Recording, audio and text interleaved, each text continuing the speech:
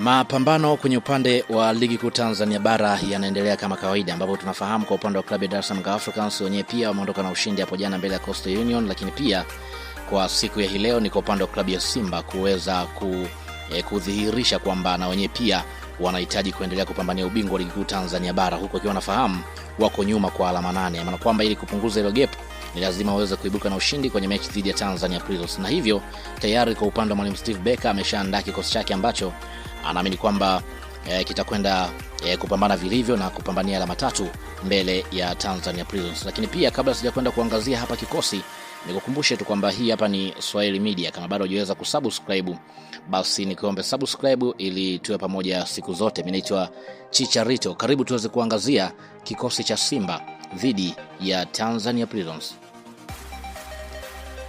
Kama kawaida kwa upande wa mwalimu Steve Becker ni ngumu sana kuweza kufanya mabadiliko kwenye upande wa langoni, na hivyo kunako kikosi golini yupo Jibril Kasari. Kasari anaendelea kuwa tegemeo kubwa langoni mwa klabu ya Simba kutokana na kile ambacho amekuwa anakionyesha kwenye kila mchezo.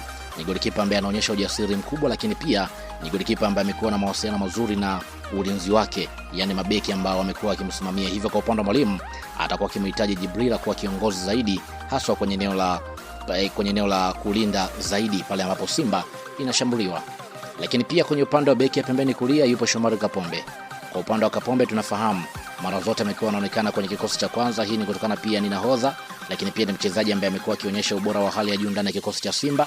Hasa pia ni mchezaji ambaye amekuwa akipiga cross sahihi, lakini pia ni mchezaji ambaye kwa upande wa mwalimu Steve Becker atakuwa akimtegemea zaidi kupanda na ili kuweza kushambulia zaidi kwa kushirikiana na winga wa upande wake. Wakati huo pia Nixon Kibabage naye pia atacheza kwenye upande wa beki pembeni kushoto. Kwa upande wa Kibabage tunafahamu ni beki ambaye amekuwa na nidhamu ya hali ya juu. Amekuwa ni mchezaji ambaye amekuwa anapambana sana, lakini pia amekuwa anasaidia mashambulizi pale ambapo mambo yanakwenda kombo pale mbele. Hivyo amekuwa anasogea. Kwa upande wa mwalimu anamtegemea zaidi kwenye kulinda, lakini pia na kushambulia zaidi. Lakini pia kwa upande wa Ismail Ture moja kwa moja atasimama kwenye eneo la beki ya kati. Kwa upande wa Ture ni kama hivi tayari ameshajimegulia nafasi yake ndani ya kikosi cha Simba, hasa kutokana na uthubutu ambao amekuwa akionyesha ndani ya kikosi. Ni mchezaji ambaye amekuwa ni sahihi zaidi, amekuwa anapokea maelekezo kutoka kwa golikipa, lakini pia amekuwa ni mtulivu.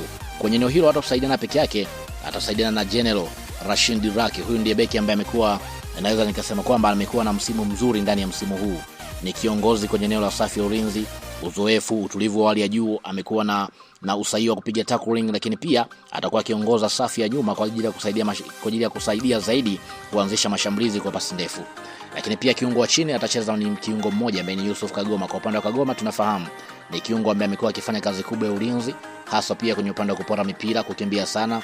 Lakini pia kwa upande wa mwalimu huyu ni mchezaji ambaye amekuwa akimweka kwenye eneo sahihi, yani usipande sana, cheza kwenye eneo lako la katikati, kwa sababu tayari ina wachezaji mbele ambao ni wengi zaidi ambao wanashambulia.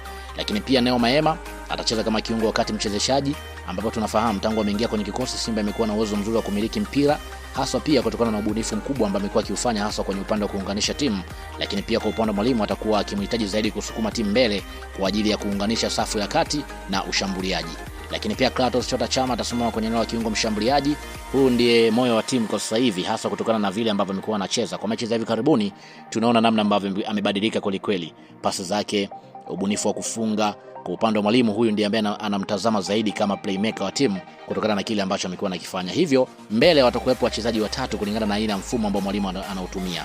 Maana kwamba Innocent Loemba atakwenda kusimama moja kwa moja kwenye eneo la kushambulia. Maana kwamba atakuwa akiingia katikati kwa wakati mwingine kutokana na aina ya mfumo ambao mwalimu amekuwa anauchezesha mara zote. Amekuwa anatumia false 9 kutokana na aina mfumo. Maana kwamba Neo kwa upande wa Ino Loemba atakuwa akizunguka kwenye eneo la katikati, atakuwa akipita kwenye eneo la pembeni pamoja na sehemu ya kusimama mshambuliaji kutokana na aina mfumo.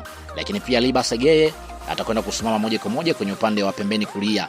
Geye ni mmoja ya mawinga hatari ndani ya kikosi cha Simba.